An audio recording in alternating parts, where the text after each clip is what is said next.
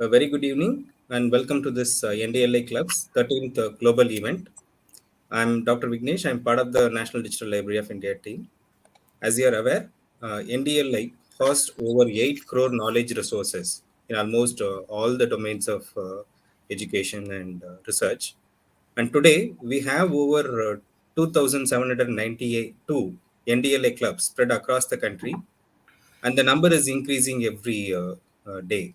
And today, collectively, we have over 6 lakh NDLA club members alone, apart from our 66 lakh usage base at the National Digital Library. As I said, this is the 13th in the series of global events that the NDLA has been organizing.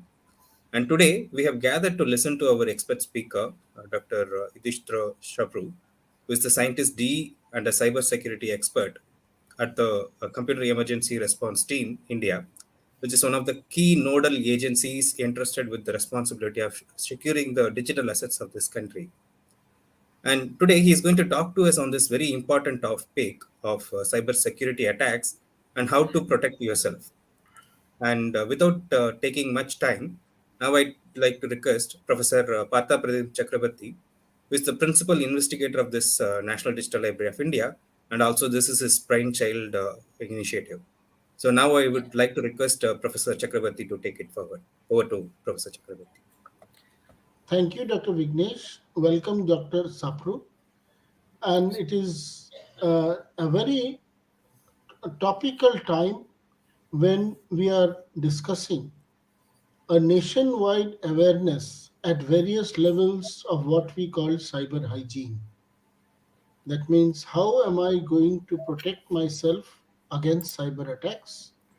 And how I am going to make sure that I do not fall prey to becoming part and parcel of cyber attacks in the whole world.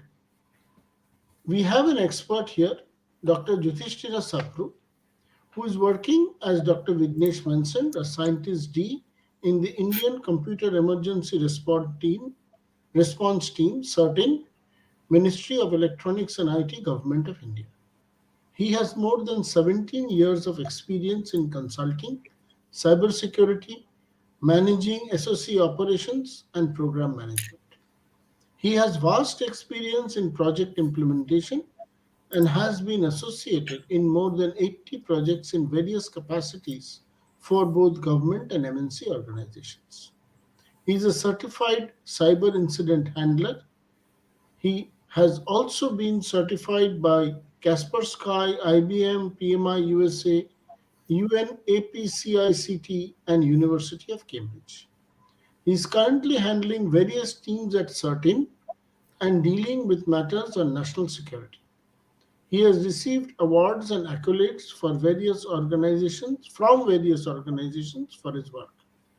He has been a recipient of the prestigious State Award for Chandigarh Administration on the occasion of Republic Day 2017 and Independence Day 2020 for his immense contributions towards public service. He has a doctoral degree in management from Punjab University, Chandigarh. He is an alumnus of IIM Lucknow and holds a bachelor's degree in engineering from PEC Chandigarh. His research papers and articles on cybersecurity have been published in some of the well-known national and international journals and magazines. With this, without wasting much ado, I welcome Dr. Yudhishthira Sapru to deliver his keynote lecture. Dr. Sapru.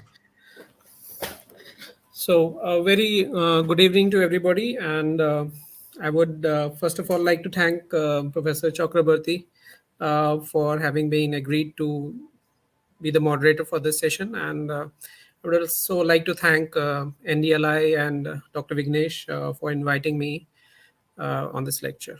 I'll just share I've made a presentation and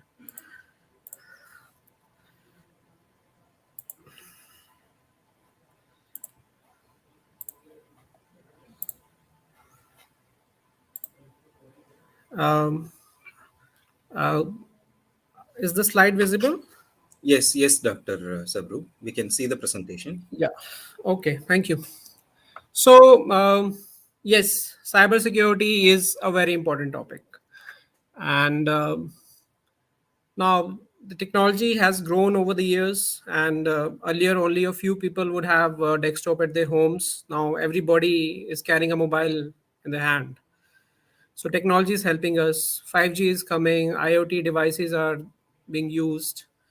And with COVID, also, people are moving to home. So, yes, technology has helped us. But at the same time, uh, the attack surface has also increased. More people who are using technology, they are more prone to attacks. And that's why cybersecurity is very important today. And I've tried to make this presentation as less technical as possible for the students and others who have joined, so that they can understand, because this is somewhat a technical subject. But I'll try my best to be as as possible, that you are able to understand this subject. And it is a very comprehensive subject, so I will focus on my presentation on the key attacks that happen and that concerns more us as a citizens. And so that we know what are these attacks and we can protect ourselves. The best way I feel is that once we know the modus operandi of the attackers, how they attack, and once we are aware about these things, then I think we'd be in a better position to protect ourselves on cybersecurity. So the agenda of my presentation would be, I'll be discussing about password attacks, phishing attacks, ransomware attacks, cryptojacking attacks, mobile attacks, APT attacks, and certain safety tips. So I'll be talking a lot about attacks. Yes, but within these slides, you will also get to know how you can protect yourself against each type of attack. So, so this is a picture which probably you might not be expecting. I'm giving a lecture on cybersecurity. You might be expecting certain IT company or IT infrastructure, but this is a building. This is actually a power plant, and it is a nuclear power plant. So, what has IT or a cybersecurity to do with it? Yes, if you are thinking on those lines, yes, nuclear power plants are also prone to cyber attacks. Anything which is directly or indirectly linked to internet is prone to cyber attacks. And in these power plants, we have industrial control systems which are being managed by technology. And yes, we do have instances where the attackers have been able to exploit and attack the nuclear power plants. In fact, a couple of years back in India, we had a similar incident in Tamil Nadu, where it is reported that a nuclear power plant, Kudankulam power plant, was attacked by North Korean threat actors. They wanted to know how Indians are working on thorium enrichment. But I'll discuss this case study, which is somewhat old now, but it gives you a taste of how things are happening. So in mid of 2009 and 10, about 15 Iranian sites, nuclear facilities were attacked. And one of them was their main facility, the Natanz nuclear facility. So what was happening was that a number of uranium enrichment centrifuges, they were just breaking down due to changes in their own speed. And Iranian government would not know why this is happening. Was this some mechanical failure or some the configuration change? But eventually they had some agency and turned out that only a 0.5 MB worm file was doing all this damage. It destroyed up to 1,000 centrifuges. And there was the Iranian nuclear program halted and went back a few years because of this attack. So look at a damage that a cyber attack can do, and that's why it's more concerning. So how this worm was worked? Somebody plugged in a pen drive. Just a pen drive was plugged into one of the computers in this nuclear facility, and this malware just spread, and it finally found out the systems where their industrial control systems were installed, which used to control those centrifuges. And they would eventually the centrifuges spun themselves to failure, and the worm was so smart that it would give false feedback to the users, and they would not know what is happening. They could not take action in time, and by the time they realized, it was too late. I'll take another case study.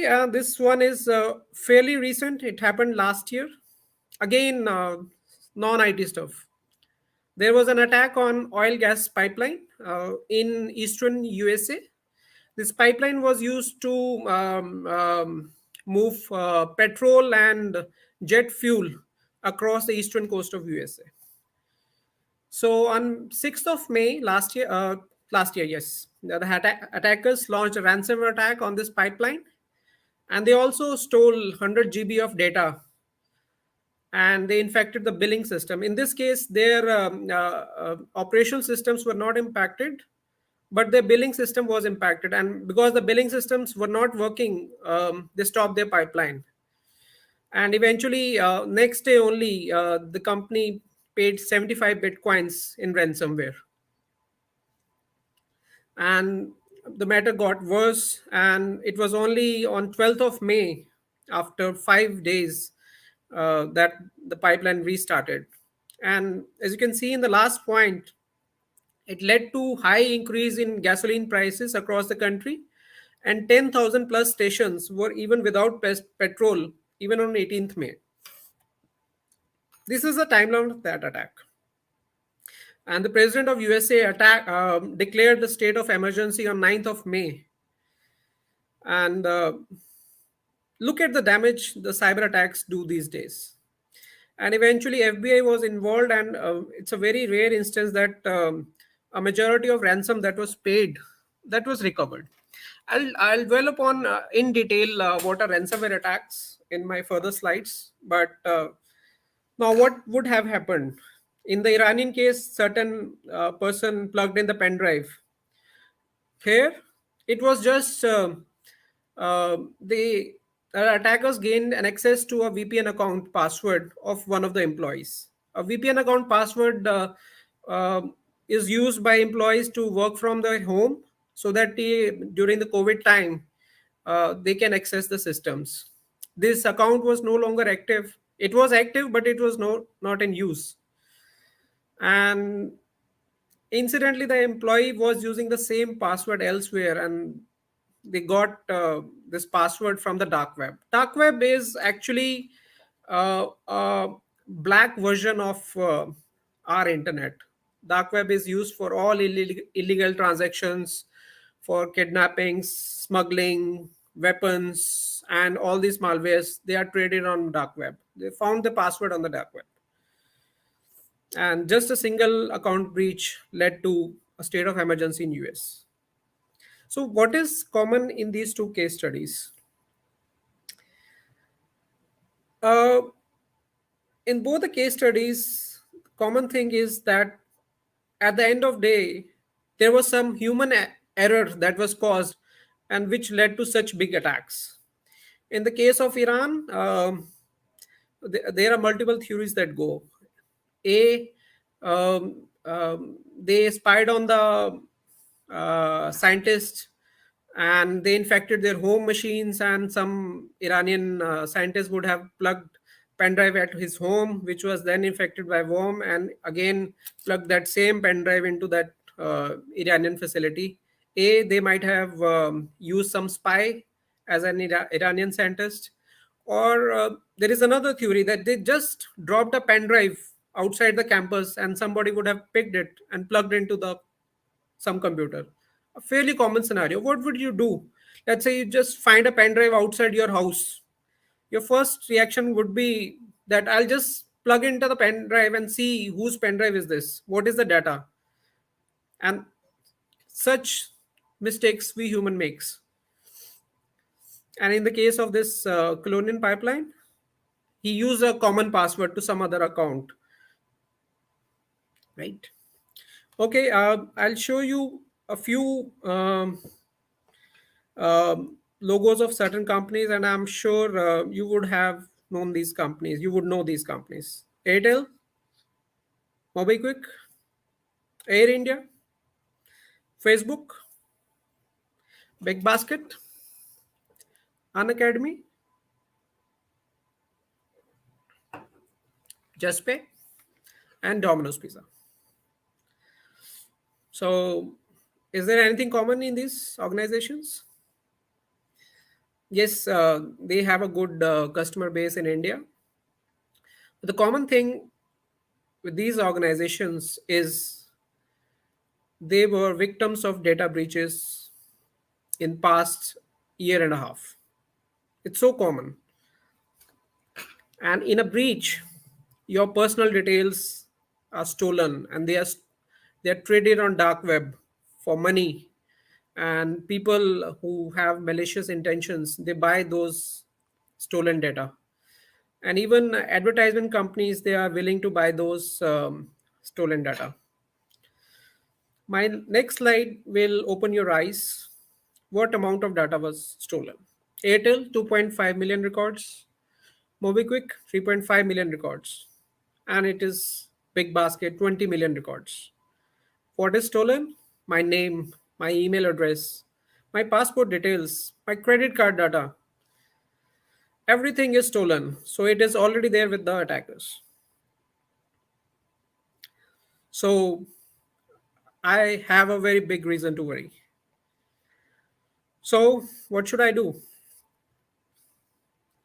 I need to surf safely on the internet, save myself, protect myself as much as I can do.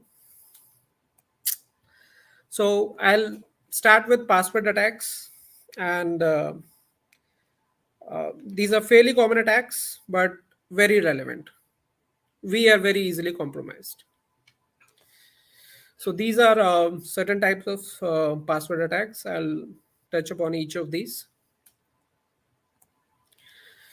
Shoulder surfing, no technology involved. And this is actually happening in defense installations and big corporate organizations. There are industrial spies.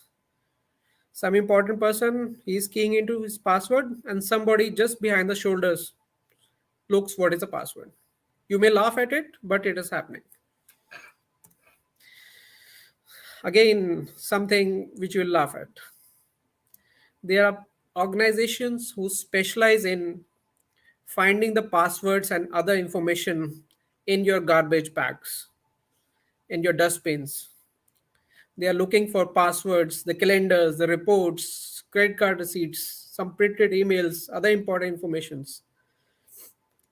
So please never write your passwords on a piece of paper. And if you have written them, you shred that paper. Don't throw it in the dustbin. Now, the other type of attacks are the brute force attacks. So it is as if, in putting into simple words, the attacker tries all the permutations and combinations till he gets your correct password. So he need not put much effort. He has to just instruct his computers to try every combination till the password is cracked. Brute force.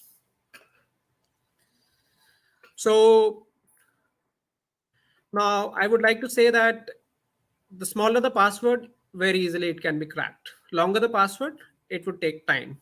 So my message to you, always keep good long passwords. But how long is it going to take a normal computer to brute force your password? Again, the next slide is going to open your eyes. On the left, rightmost column, you can see one character, two character, three character, four characters, 5, 6, 7, 8. All these passwords can be cracked by a normal computer instantaneously. Even 9 characters in 2 minutes. And as you move to right, yes, the computers will have to work very hard.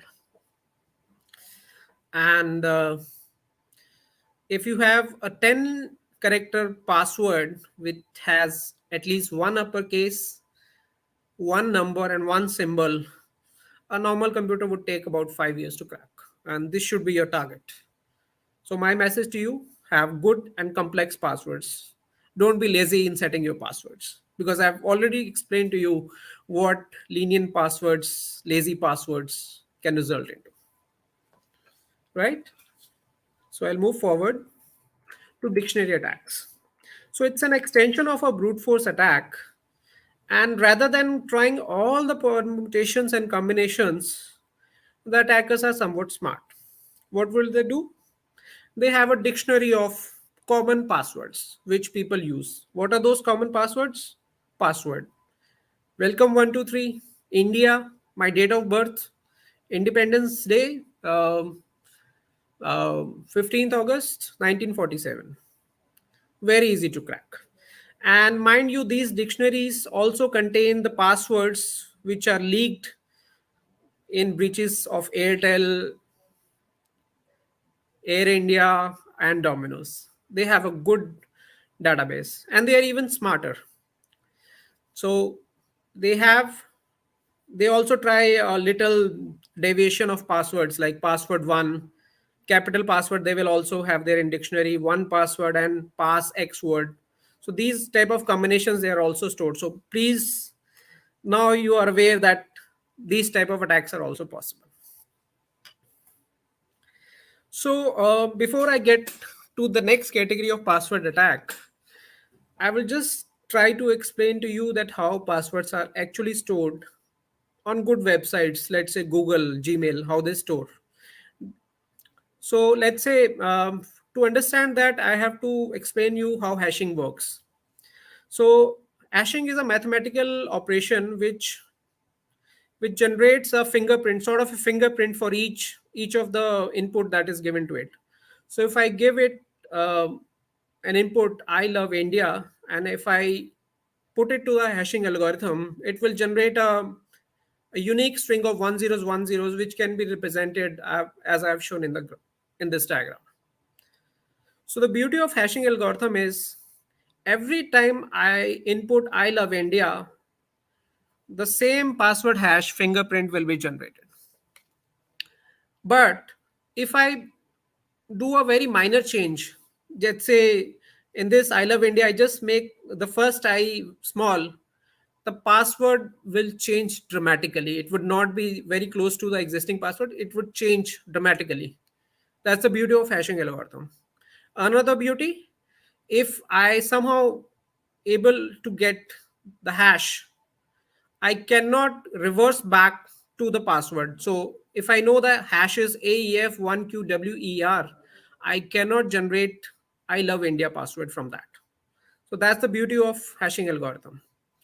Now, the first time you register onto Google or Gmail and it asks you to set the password.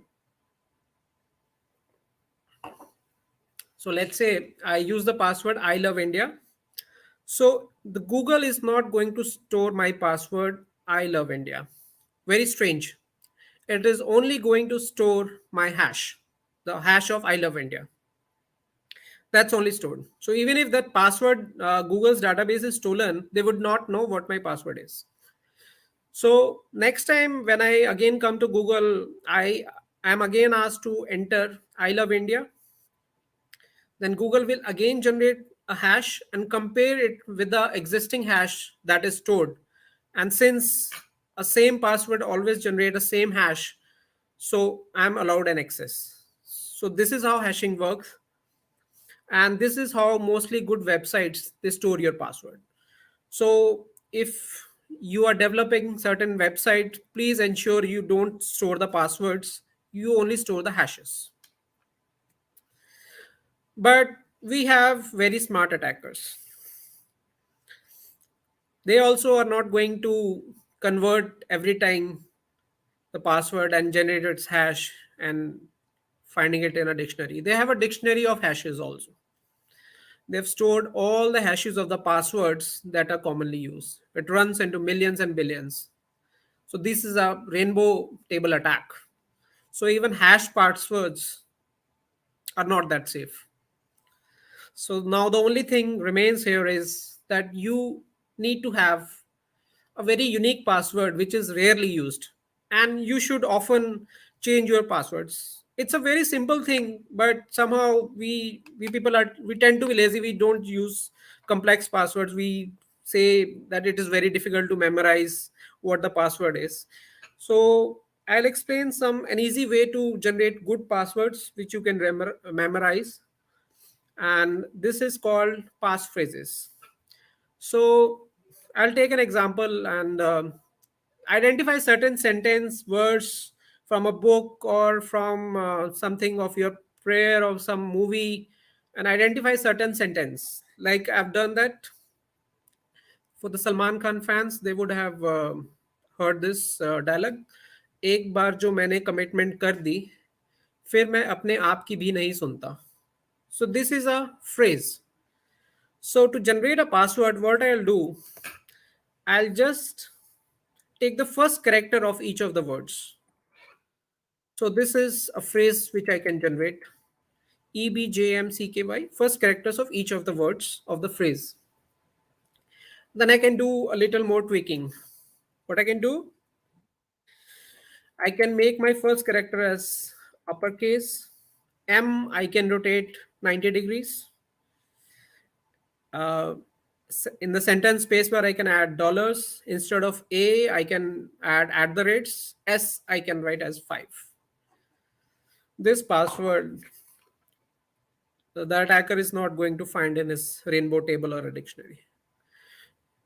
So this is an example. You can choose whatever phrase you want, and this is a better way to remember passwords and keep complex passwords.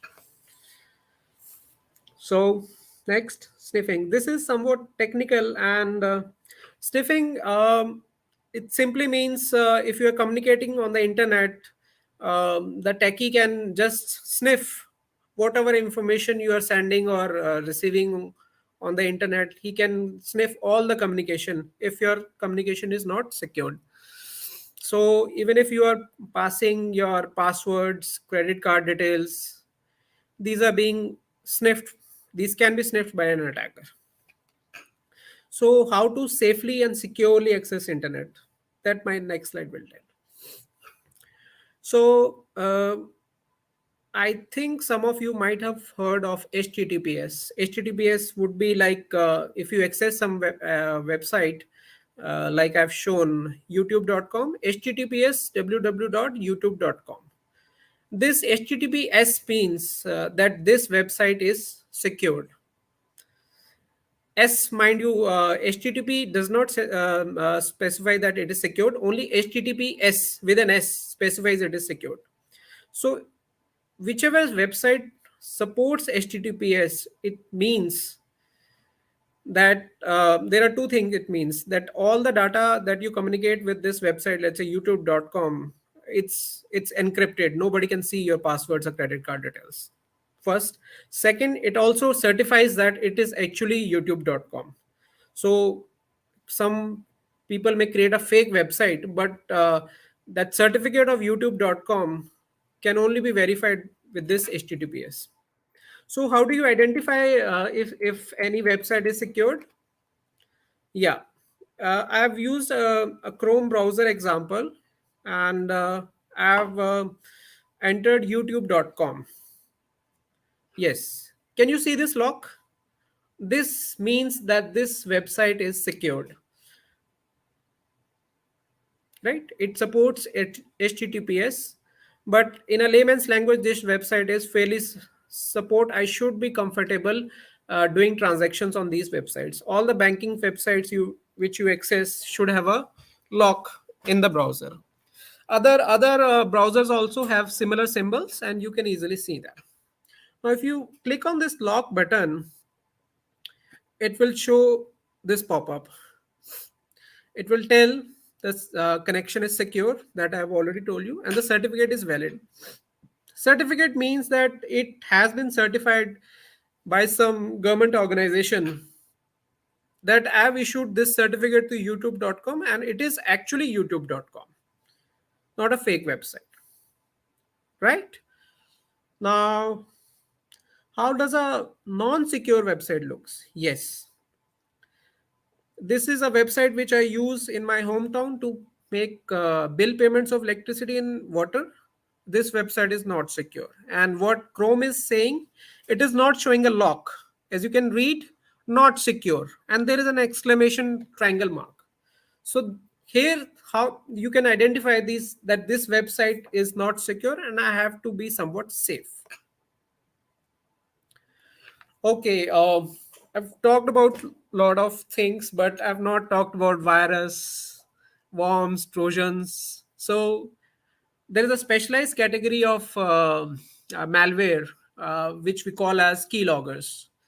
What are keyloggers? As the name suggests, whatever you type on the keyboard or on your mobile, it records all those keys. It's a spyware, and it is usually used by companies and parents also keep a track on their employees and keywords kids. So very dangerous thing.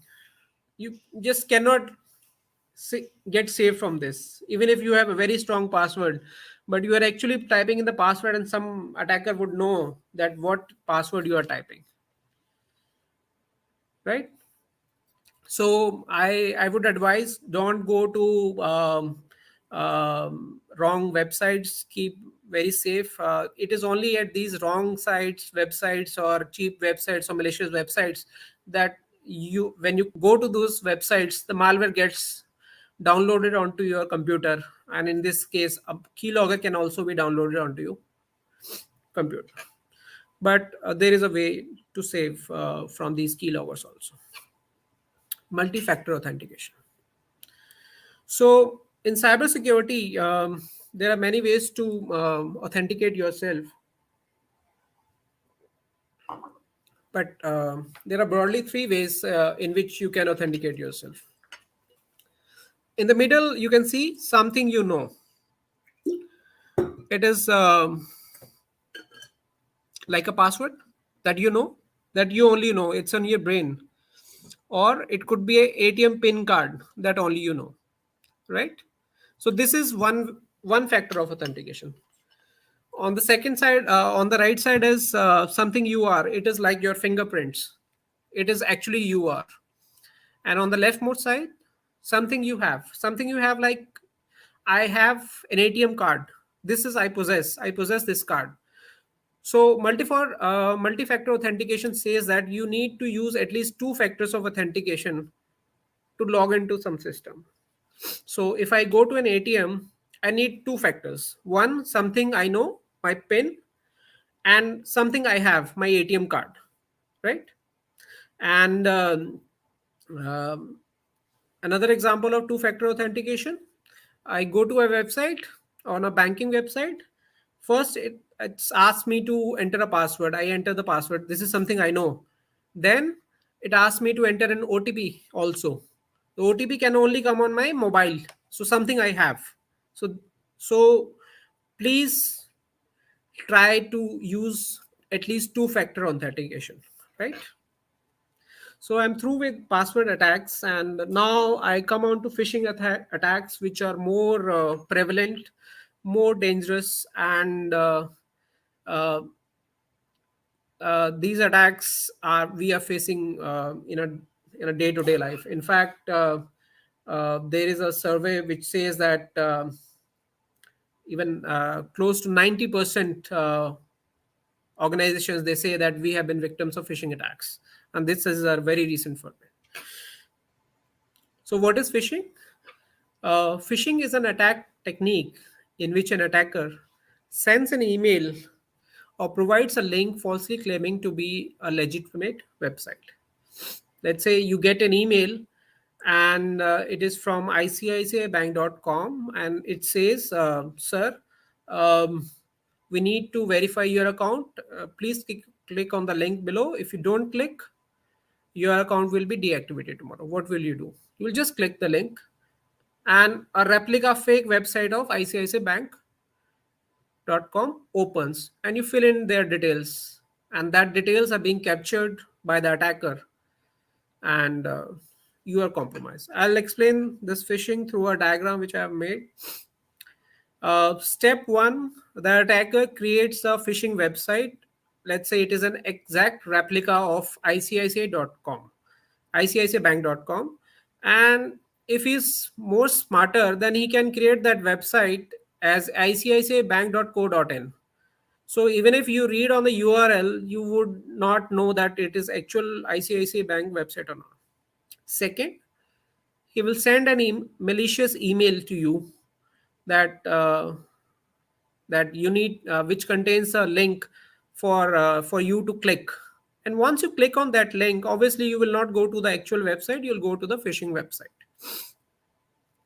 right? And once you enter your details on those phishing websites, he captures your details and use those details to actually withdraw money from your net banking account. This is phishing. So I've used this snippet of a phishing email, a typical phishing email, email from the tax revenue department, and it is giving me a very happy news. I have a tax refund, $944. I'll just click the link, and I get compromised.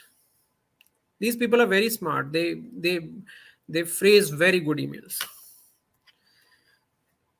A similar example of a phishing website, Income Tax Department of India. And what are they taking? All my credit card details, card holder name. At the bottom, bank name, card number, expiration date, card verification number, ATM pin. And please don't think that I'm not going to get fooled. It is people like us, educated people, who get fooled. Seriously, this is happening, and this is these people specialize in social engineering, and it is people who are not aware, that much aware, get exploited, right? So please don't blindly click on any phishing website. So phishing also comes in a variety. So normal phishing is it is not targeted to a particular person. You, like me and you, many people across India, they will receive very generic mails, so they are not targeted. But it is only a few people who click and they get compromised. So this is generic phishing. Spear phishing, it is targeted to a certain people or a person. Like it could be targeted to people in the army, or it could be targeted at scientists in Iran. This is spear phishing. It is a tailored content that it would talk about technology and everything, and these type of mails are being crafted. It would not be a generic mail. But the attackers, they are looking for big fishes. They also, the other type of phishing is whaling. They look to attack CEOs, CFOs, directors of big institutes using whaling. Again, an email would come. And yes, we do have instances where CEOs, they're too busy with the emails, they do get compromised. And the reward in case of whaling is much more than a normal phishing. So phishing, I've told you, I've taken example of email only, but there are other varieties of phishing also. Wishing is voice phishing. It is, you're not getting an email, but you get a call. Sir, I'm calling from State Bank of India. You have an account in this branch. This is the last four digits of your credit card. So your credit card is going to be blocked. Please share me your details, CVV number, OTP. This is phishing. And do you know there's a fishing capital of India, Jamtara, in Jharkhand. It is notorious for fishing. And there is another category of phishing, which we call as smishing, right? You will receive an SMS message. Sir, sir, your bank account will get deactivated tomorrow. Please click on the link below. And obviously that link is not genuine, right? And I tell you, these attackers are getting more smarter with the technology that is improving now. Phishing, yes, there are QR codes everywhere on railway station, on newspapers. To get more information, scan the QR code. You scan the QR code, and what you get? A malicious link. You go to a malicious website. You may download a malicious malware app, wrong app. That's what's happening. So it's a very dangerous world. So please, please, please be sure before you click on any link, right? Then there are CEO scams also. And one day, probably you will work in an organization, or you will have an organization of your own. And these scams are prevalent in organizations. What happens? You get an email from the CEO of the company. I need this information urgently. False email. But yeah, CEO has sent that email. I have to reply him. What do? You share your financial details of the company. Compromised. Again, human error, right? Uh, this type of phishing, farming, right? This phishing is without a lure. In all the previous examples, phishing, wishing, and whaling, spear phishing, you are lured through an email or some message. But in this type of email, let's say if you go to some wrong website or a malicious website, some worm, some virus may be installed into your computer. And even if you type a correct website, let's say hdfc.com, you are going to be redirected to a wrong website. So farming is, yes, they have created a large farms of wrong websites. These attackers, they don't have anything else to you. They are only focused upon getting money from you. And in fact, 86% of the breaches, attacks, they are financially motivated. So it is, I would again stress upon the point, phishing is very dangerous, very common, and these attacks are increasing. Please use utmost care while clicking on the links. You have to be very sure, right?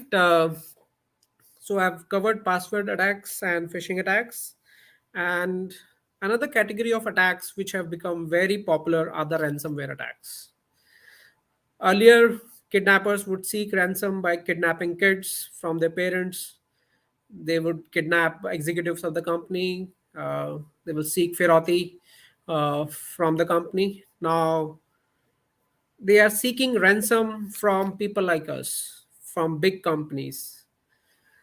Ransom against something which is precious to us. What is precious to us? Our data, my photos, my marriage photos, my kids photos. They are very precious to us. Or my PhD thesis. One month before submission, my file is encrypted, it is locked, right? So what is a ransomware attack? So it is a malware which encrypts and blocks access to your confidential data unless you pay a ransom. So simple ransomware would be, they would just simply lock the computer. But common malwares are, they encrypt all of your data. Encryption means you just cannot read it or use that data. So you have to decrypt it, right? And I here introduce a term called double extortion. Double extortion is A, he asked me to pay ransom. B, he also says, if you don't pay the ransom, what I'll do, I've stolen your data. I'll make that data public, or I'll sell that data in the dark web. This is double extortion.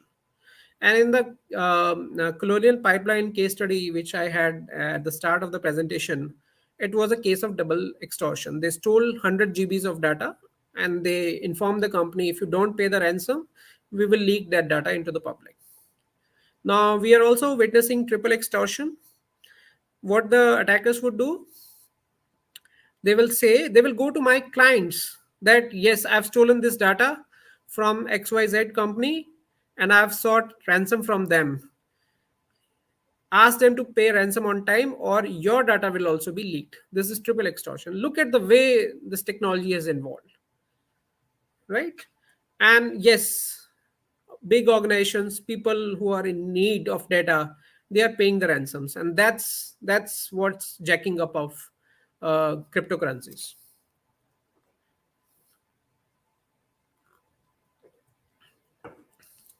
So before I explain how ransomware works, again, this is somewhat technical, but let me try to explain in my words. Let's say uh, I work, let's assume I work in the embassy of China, Indian embassy in China. I work there and I have to send some important message to the external affairs of Minister of India who is sitting in New Delhi. So I use a key to encrypt my message using key one, right? And this key encrypts my message, and I now have in the middle an encoded message, which you can see, which is symbolized by a lock. So this encoded message cannot be read by anybody unless this message is decrypted. So somebody in Delhi should have that key to decrypt that data. Mind you, in this case, key one alone will not work. Key one can just encrypt, and even if you use key one again, it would not decrypt. You will have to use key two only. So they work in pairs. So this is how asynchronous cryptography works. And now let me explain you how this is used in ransomware attacks. It again starts with a phishing email that you might get, and you click on that mail and there's a link which downloads a ransomware malware onto your computer, right? There are other ways also, but I've taken a phishing example. So at step number 2, the malware is now in your computer. So at this point, the malware will contact its MyBAP who is sitting somewhere in Africa or North Korea and says, sir, I've entered this computer and I've got very good, precious information, some financial details, which would be of very importance. So MyBAP says, go ahead, you please encrypt all the data on this computer. And he sends him key one. Key one is used to encrypt all the data onto this computer. So now, as part of step number 4, in the evening, you log into your computer. You're not able to access the data.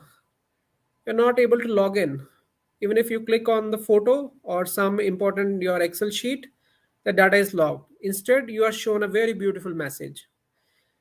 I have encrypted your data. It is locked.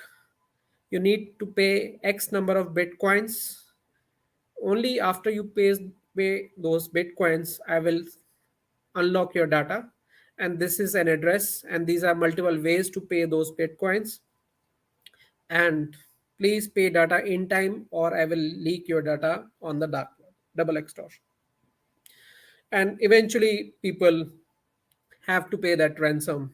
And as shown in point number 5, I pay that ransom to the malware attacker. And after once I've paid that ransom, he releases that key to me so that I can decrypt it. So again, my request, please don't go to websites which you are not comfortable with. Don't look for websites which are offering you everything in free, but they're filled with pop-ups, advertisements. They just contain the malware, nothing else. So why cryptocurrencies are so popular and why ransomware via cryptocurrency is so popular? The only reason is that you cannot find or track the criminals once they are using Bitcoins or any other currency. There's a high degree of anonymity in cryptocurrency transactions, right? So I found three ways in which these transactions are obscured and it is very difficult to track. Number one, currency tumbler. You mix various transactions and you mix them well. So it is very difficult to find whose transaction is whose. Yes, there are certain organizations who are offering tumbler services. A, money mules. You hire hitmans, you hire people who can get the money on your behalf, deliver it to you. Money mules, right? And they cannot. There can be multiple money mules involved in a chain, not a single. So it gets very difficult to track. Currency conversion fairly easy from Bitcoin to some other currency like Ethereum. So the trail all again goes away. So that's why the attackers like Bitcoins, cryptocurrencies, because they rarely they can get caught. So I wanted a slide where I can show you what are the figures of 2021, but I could not get it. But this slide gives a fairly good example of how this market is evolving, right? An exponential rise from 2019 to 2020, and and at the same time, the worst part is you need not be a techie to undertake this ransomware attacks. You go to dark web and just purchase ransomware tools. People are offering those for some money, ransomware as a service. You can just buy there. You need not be a techie to create a ransomware and undertake attacks. So that's why this this marketing is growing, and there are attackers in North Korea who are funding their military programs using ransomwares only. So such is the evolution of cyber attacks that we are witnessing. Here also we do see a large number of ransomware attacks in India, right? Cryptojacking.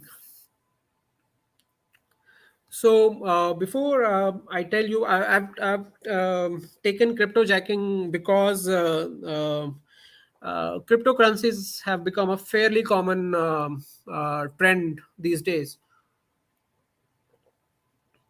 And cryptojacking is a type of attack which is associated with cryptocurrencies. So, have you ever wondered how new bitcoins are generated? Like Reserve Bank of India, it has their own printing press mints where they generate new coins or print more money.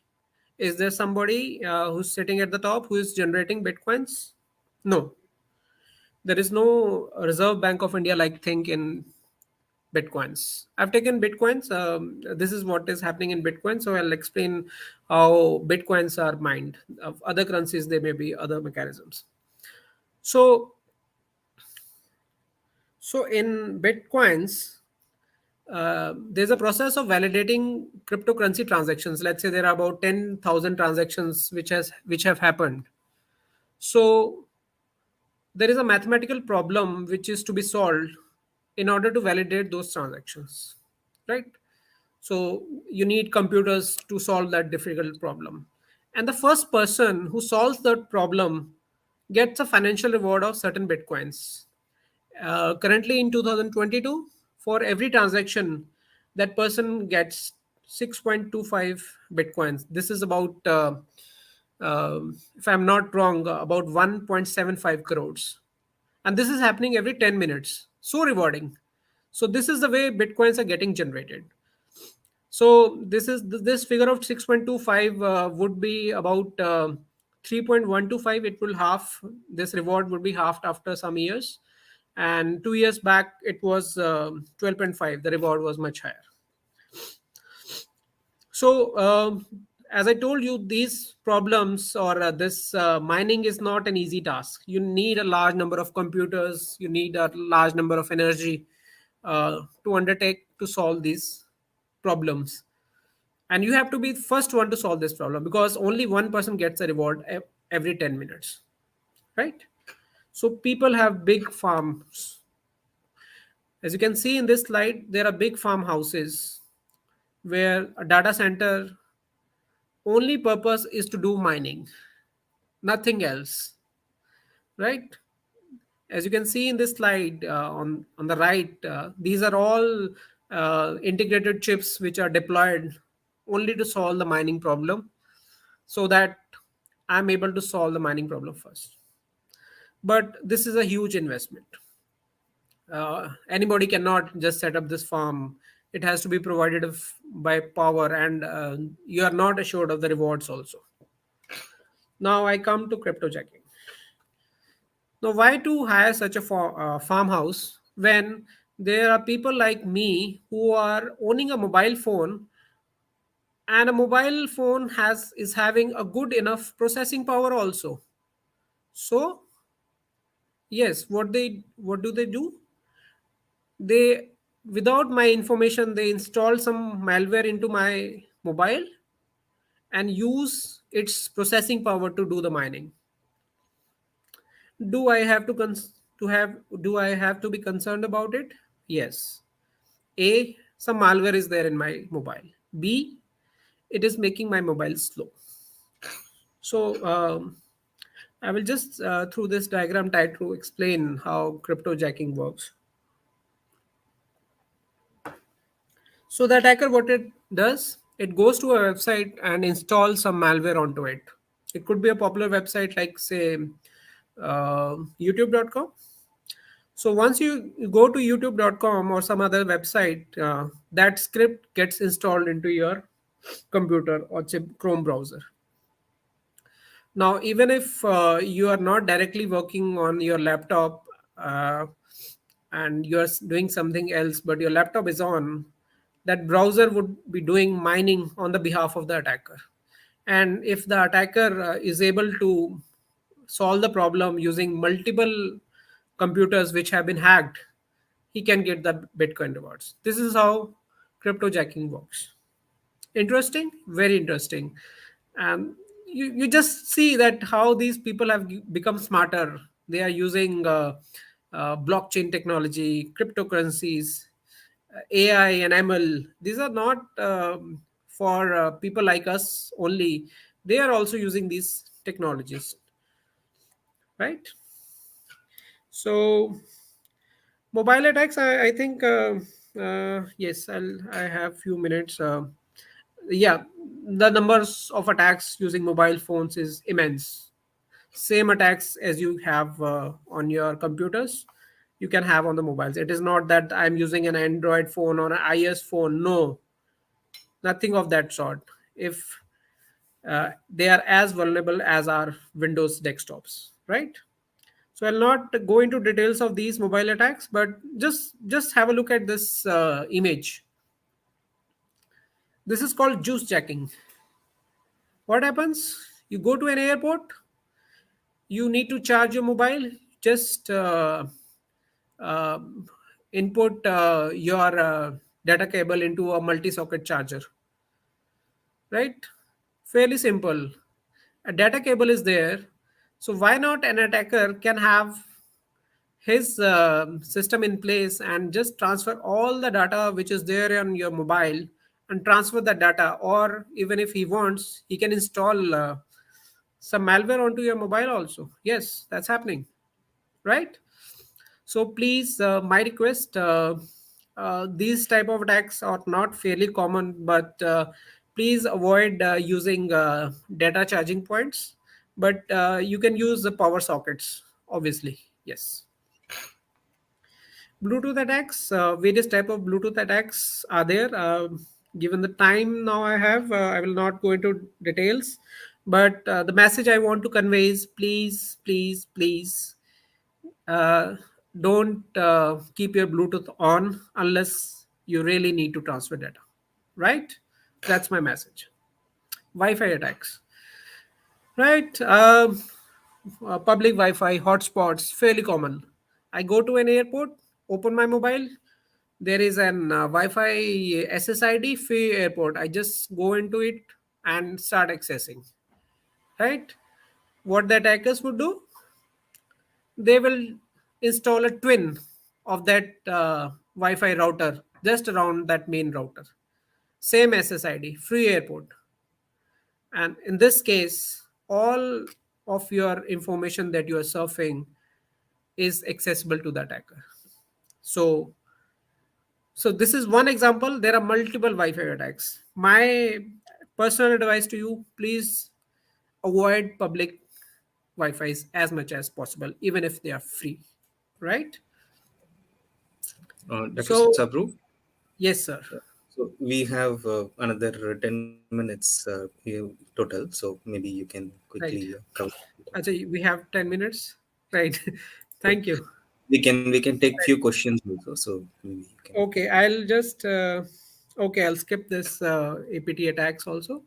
Um, these are attacks which are undertaken by big state actors, like we saw attack on Iran nuclear facility and attack on US pipeline, and there are attacks on India also by APTs. So yes, right. I'll skip this slide.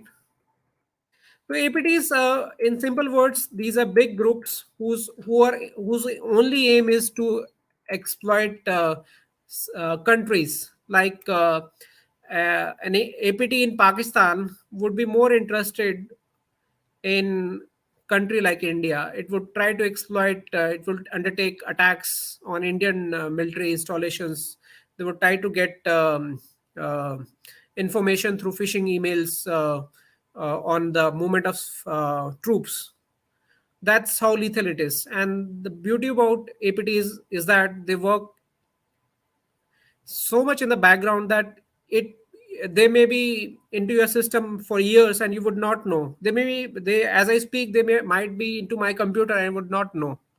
So these are proper popular APTs. The point I've kept on APTs is that does it concern me? Not directly, but yes, as a citizen it concerns me.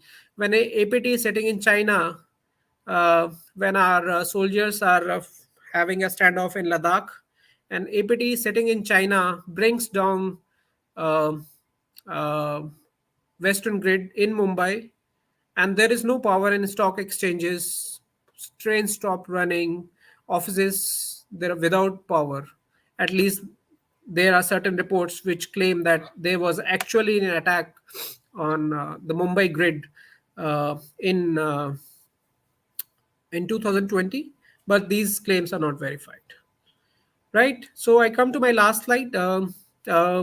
Obviously, uh, I'm not going to tell what are all the safety tips, even I myself don't know. But I've added a few points and which uh, which which you can keep in mind while you are in internet, either through your mobile or on desktop. So, to avoid phishing attacks, be wary of attachments and links. Please don't open them unless you are sure about them. Um, please verify the websites you visit. Look for that lock symbol that I told you. Um, please avoid clicking off pop ups. Never share your password, PIN, card number. And even there are certain updates on your mobile. Yes, install them immediately. They can be security patches from the company to avoid attacks on your mobile or computer. Download apps from only liable stores like iOS stores, Google Play Store. Please don't use third party Play stores. Have a good antivirus, and as I told you, free public Wi-Fi is a complete no from my side. Thank you all. Thank you for listening to me. And I think uh, I've been able to communicate some message. And I hope, I wish you that next time you surf the internet, you are somewhat more aware when you go to on internet. So thank you very much. And yes, so. Thank you so much, Dr. Sabru, for this wonderful presentation. Now I request our participants, if you have any burning questions in your mind, kindly put it in the chat box. We can put it over resource person. In the meanwhile, I will request Professor Chakraborty to handle the session. Over to Professor Chakraborty. Yes, I think this was a very important thing because this cyber hygiene and awareness regarding cyber is required at all levels, because in our country, most of the people may not even know some of these terms. So I think it is important uh, that we,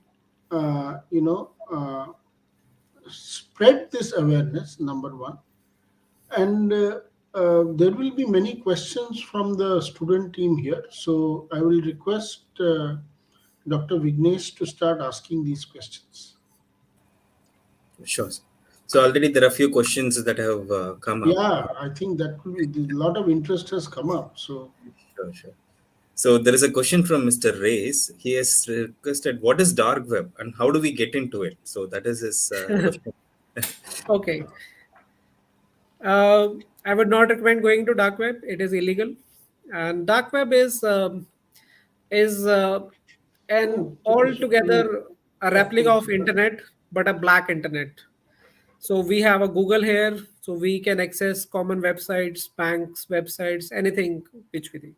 But there is altogether different world. This is what we call as a dark world, dark web, or a dark world. So this is below the internet. Their protocols are different. They do not communicate during www dot. Their Google is different. Their operating systems and everything is different. So there are certain onion clients and onion things which you can use, but this is illegal.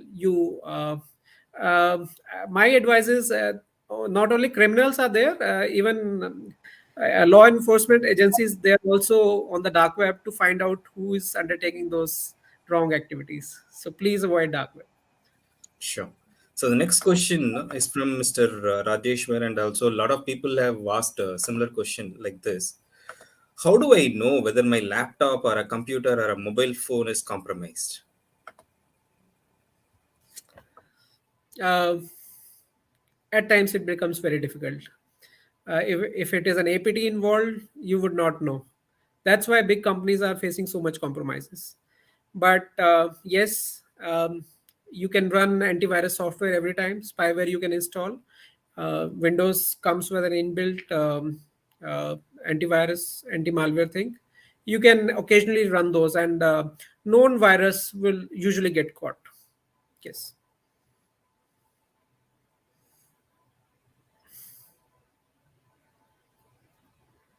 Vignesh, you are not audible. Sorry, sir. As usual, it happens with most of us. So the question is it safe to use password manager being given by various browsers? Um, uh, um, it it provides a better edge. Yes. Um, um, it is a better way to keep your passwords. But there are paid services also. But it is a better way to keep your passwords. Definitely. So there is a assumption question that has come from Mr. Akshay. I heard that Pegasus spyware can be installed in our device just by a phone call. Is it true?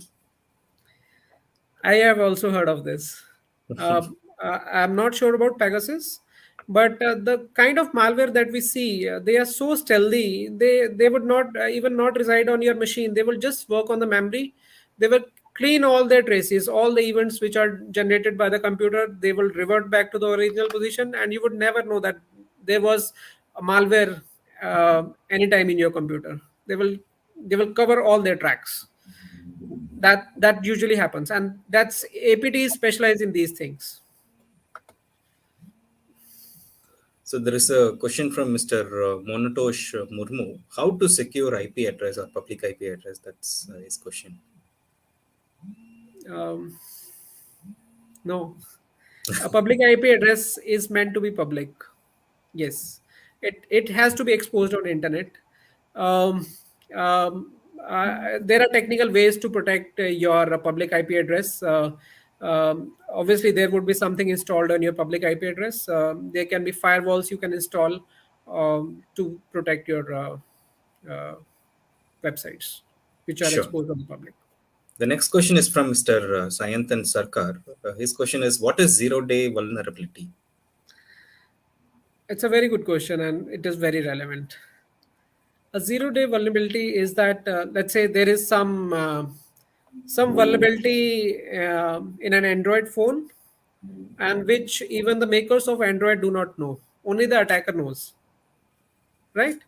So let's say I'll take an example of WhatsApp. WhatsApp makers, Meta Group, they don't know there is a vulnerability in WhatsApp that people can decrypt the messages. They claim it is encrypted. So this is a zero-day vulnerability if it exists. So the makers don't know, or even if they know, they have not found the solution of that vulnerability. So attackers only look for these zero-day vulnerabilities which they can exploit, which other people don't know. Sure. So I think due to time constraint, this is the last question that we are going to take. The question is from Mr. Suman Haldar. His question is, does incognito mode help us somehow from online attacks? Yes, somewhat. Yes, because Okay. when you do not use an incognito mode, there are certain cookies which get stored into your browsers, and they can be used by the attackers later on. The cookies are used for communication across the websites, and it stores the information. It may store my passwords also, but in an incognito mode, those uh, cookies get killed. So yes, recommended to use incognito mode. Yes. So the final question from my end Okay. is, this question is regarding the online banking that we have been used to these days. We have been using mobile apps of various banks. Is it Yes. safe? Are we really in the safe hands? I'm afraid I have to say no. Yes. Yes, it is better to take precautions. Don't use a very good, as Chakrabarti said, use cyber hygiene. Don't uninstall other apps which can compromise the genuine apps on your mobile. But yes, there is multiple authentication in place. But on a personal end, please avoid uh, using banking apps on your mobile. Desktop are somewhat more safe. Yes. So another follow-up question. Sorry, I keep going. This is also an important question. Is UPI safe? Can we use QR codes at shops without any uncomfortness? Thanks to Aniket Tiwari for this question. Okay. Mostly it is safe, but as I've told you that attackers would find ways to work around. They can use quishing also, and at the end of day, UPI is an app which is installed on your mobile, and it just requires a pin. It is secured, very much recommended to use, but there is nothing in this world which is actually safe. Sure. So that's it from my end. Now I request Professor Chakrabarti to take it forward. I think we've had a very interesting discussion, and this discussion could continue because the knowledge required is going to be quite a bit. I would recommend that this recorded lecture and the slides of Dr. Sapru, with his permission, may be provided to all the NDLI clubs so that it is made available, if that is all right. And uh, Vignesh, my other suggestion is that maybe we can collect a larger list of questions on this topic, because in the national program of cyber education and assessment, there has been huge programs of the government. But I think NDLI, with help of people like Dr. Sapru and others, can really help us, and we can collect all these questions and send it to the relevant experts, and then have some frequently asked questions and answers, and that would be a good outcome of education in this area. So I would suggest this is important. And I would like to thank Dr. Sapru for his time on a Friday evening. And I'm sure that everybody greatly benefited. Thanks again, Dr. Vignesh, for coordinating all this. I thank the audience for their cooperation and patient listening. We wish you all a safe and happy weekend, where we also tackle the other attacks and viruses which are physical in nature. Yes. Sure. Thank you, sir. Thank you so much. Thank you, Dr. Chabru, for being with us. Thanks so much. Thank you.